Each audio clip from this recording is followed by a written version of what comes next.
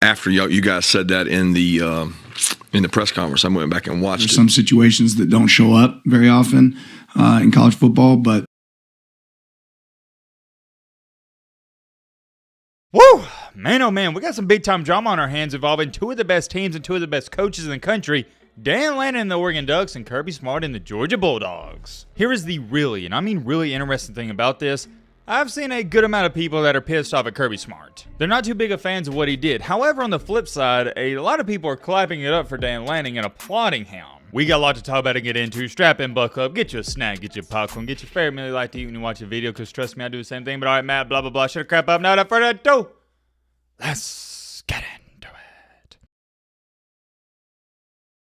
All right, who do y'all want to start out with first? You know what? I say we go with Kirby Smart. I'm willing to bet there were some of you that did not see, let me repeat that, did not see what Kirby Smart did in his game on Saturday against Mississippi State. The reasoning for that is because nobody was really hyping up the Mississippi State-Georgia game, and there was many other good games on. But despite Mississippi State being the worst team in the SEC, they gave Georgia and Kirby Smart all they could handle. But it was what happened late in the fourth quarter that has everybody talking about this. I'm going to show it to you real briefly here. Mississippi State's quarterback, he's not going to see anything downfield, so he just scrambles out of bounds. And on the left side of your screen, you're going to see Kirby Smart come running out of nowhere and just shove. This wasn't like he bumped into him. No, just blatantly shoves Mississippi State's quarterback.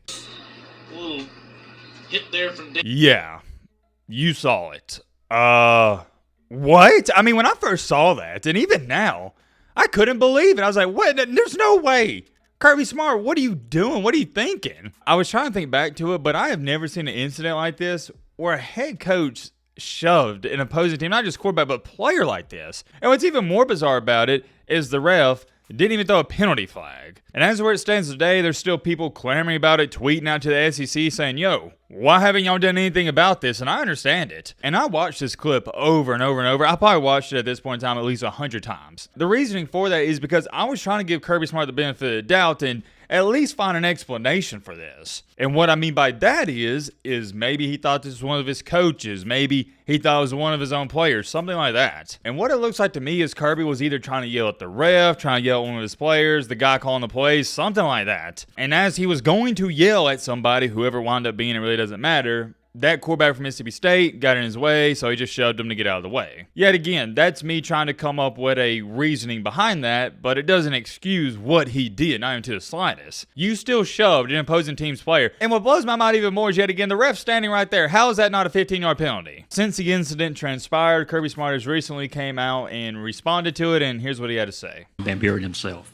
Yeah, absolutely, I have, and I'm glad you brought that up, because after you guys said that in the press conference, I went back and watched it, and didn't even realize that I had run into him, but I reached out to... Okay, so there we have it right there. He kind of explains it a little bit, and that's what I thought. He didn't realize that was the other team's quarterback. He was just shoving whoever was in his way to get out of his way. To Levy that night and talked to him, and he said the kid was great. And then yesterday I talked to Mike and told him, I had no intentions or ill will towards him at all. It was... If you've ever been on the sideline in a game, it's pandemonium. It's really pandemonium when you're trying to change personnel and you only got 3 to 4 seconds to do it. And we were bad off in a bad personnel grouping against empty that we actually had messed up the week before. And so I was trying to get to Schumann to get that changed. But I reached out to the kid. He was great. He's a really good player. I don't want to go as far as saying that rubs me the wrong way, but I wish he would have just straight up apologized and took ownership and said, you know what, that's on me. Shouldn't have pushed the kid. I apologize. I got to be better and it won't happen again. Something like that. I get he reached out to the kid and he reached out to the head coach. But to me, what I'm gathering from this response is he is sort of excusing what he did. He's coming up with an explanation as to why it happened when you should just apologize. And I don't want to overhype this because on the grand scheme of things, it's not a major deal. He just shoved the dude. It is what it is. But as to how there's no repercussions for this, blows my mind. And I'm not saying I want to see him suspended for even the first half of the Texas game. No, that's not what I'm saying at all. I would have just liked to seen a 15-yard penalty called in the moment or something small like that. Because guess what? And let's talk about this. What if that player would have shoved Kirby Smart like that? That dude would have been kicked out of the game. You see what I'm saying? There's got to be repercussions. There's a double standard there. And people wouldn't have cared if the kid said, oh, I meant to shove one of the other players. No, they were like, dude, you just shoved the head coach. You can't do that. Same thing here. Kirby Smart just shoved a player. This wasn't even a light shove. He completely shoved him. I love Kirby, but I've never seen anything like that. And whether it was an accident or not, it's besides the point. You did it. That's all I got to say about that. Moving along here to a Dan Lanning situation, you got to see this. So in the recent matchup with Ohio State, we all remember at the end of the game, Ohio State's quarterback Will Howard, he only had 6 seconds, scrambles in the pocket, runs out of time, Ohio State loses, Oregon wins. Congratulations, we already talked all about that. But, and I have a big but, we got to talk about the play before that. Oregon decides to call a timeout to go with 10 seconds left in the game. Ohio State calls the play, Will Howard throws an incompletion, and there's only 6 seconds left on the clock. But, and I have a real big but, on that play where 4 seconds went off the clock, Oregon got penalized for having 12 men on the field. And at the time, and some of you might have saw my live reaction to it, I posted that video on the channel, I was like, what is Oregon doing? How do you send 12 men on the field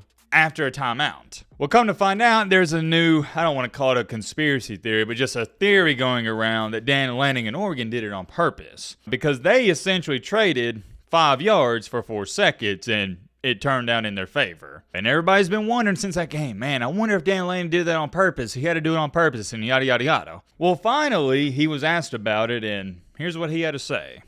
Much of the commentary world has decided and struck you as a genius, Dan, for the 12-man penalty and declared that it was intentional. Was it indeed intentional to induce the throw one-on-one against Jabbar in that spot? He wasn't one-on-one. We actually had a safety on top. So there was so it's called dog. It's when you play, but he wasn't in extremely tight coverage, but he was in dog coverage where he had safety on top of him. And there was a timeout before that. We spent an inordinate amount of time on situations. There's some situations that don't show up very often in college football, but this is one that obviously was something that we had worked on. So you could see the result. Can't help but laugh watching that. You can see the grin and smirk on his face. He's insinuating, yes, we did that on purpose. Although those words didn't come out of his mouth, you know what he's trying to say. Now, if you got to ask me, and by the way, this isn't the end because now the NCAA is getting involved with this, but if you got to ask me my 2 cents on the situation, do I think Dan Lanning did this on purpose?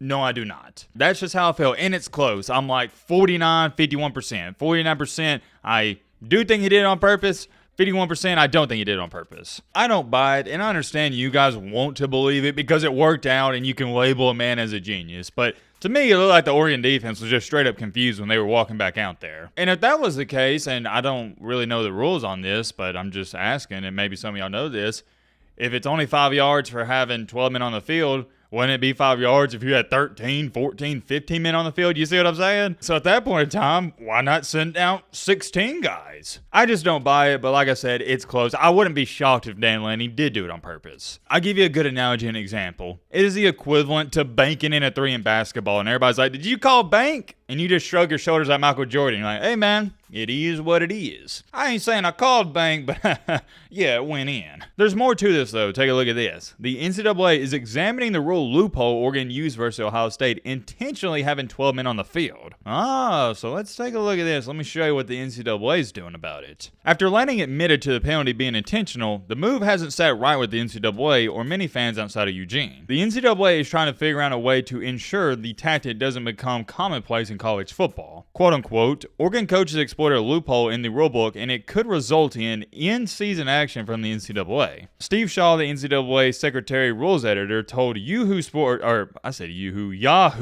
my apologies, on Tuesday that the NCAA football playing rules committee is actively engaged in examining the play for possible action. The Big Ten officiating crew handled the play appropriately, Shaw said, but the rules committee is discussing a way to address the play. So in other terms, to dumb this down, they're saying, yeah, the officiating crew, they did what they're supposed to do, but we don't want to see this happening in the future moving forward, so we might change it this year. Continuing along, and I quote, in the past, the rules committee has responded to such fair play incidents with interpretation bulletins released during the season. The bulletins are often meant to be a directive for officials in games in the future. According to Dellinger, the way to enforce a similar situation in the future would be to put time back on the clock to discourage the action in the Oregon-Ohio State game. Any interpretation would likely direct officials to return the game clock to its original time. Okay, so there's that, but let's take a look at some of these comments. Carolina Husker says, it's a loophole and he exploited it. It's called coaching and he knew the rules of the game. Can't be mad at it. Any coach in the nation could have been doing this, but they chose not. Now can you change it? Absolutely, but it's still smart on Dan's part. And I agree, if he did do this intentionally, hey, I clap it up to him. I applaud him. He's a genius. He's playing chess. Rondé's playing checkers. As an OSU fan, the more I sit on this, the more I'm impressed at Lanning's exploitation of this rule. Literally put OSU in an impossible situation. Credit where credit is due, he just bottom line knew how to use the letter of the law to his advantage. I could show you some more comments, but let me go back to why I don't think he did it on purpose. So Ohio State threw an incompletion on that play, it burnt 4 seconds, and they accepted the 5-yard penalty. And you could say Oregon had 12 men out there, so it was harder for Ohio State to move the ball down the field. I get that. But here's what people aren't thinking about because it didn't happen, and it blows my mind. You're just not looking at both sides of it. What if Oregon would have had a pick 6 on the play? What if Oregon would have just intercepted it? What if they would have sacked Will Howard? Guess what?